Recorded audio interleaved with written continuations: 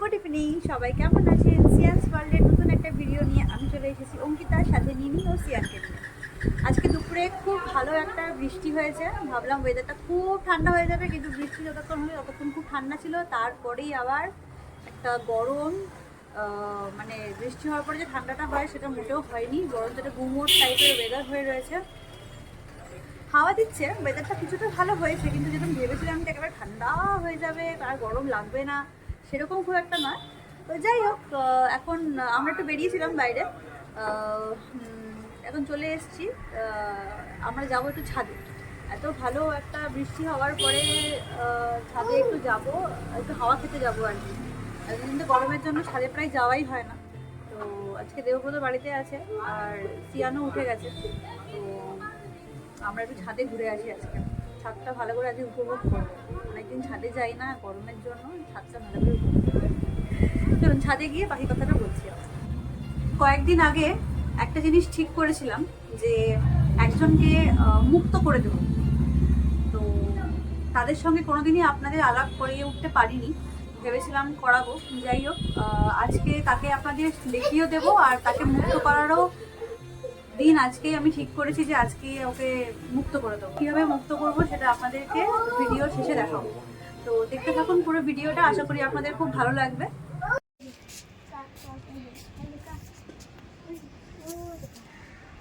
ওখানে একটা কাক, ওখানে একটা কাক, ওখানে একটা কাক। তোমার কাক ভালো লাগে? হ্যাঁ, দিদিকে হামি দিয়ে দাও একটা, দিদিকে হামি দাও। সিয়ানের জন্য এই নতুন একটা বটল নিয়েছি লাভ ল্যাপের, বড় সাইজের। এর আগে ওকে সব ওই ছোটো সাইজের 150-এর যে এমএলগুলো থাকতো সেই এমএলএ বা 180 ml যেটা, সেগুলোতে খাওয়াতাম। এটা ফার্স্ট 240 ml নিলাম, যেহেতু ও বড়ো হয়েছে বেশি করে জল নিয়ে যেতে হয় সব জায়গায়, সেজন্য এই বটলটা নিয়েছি।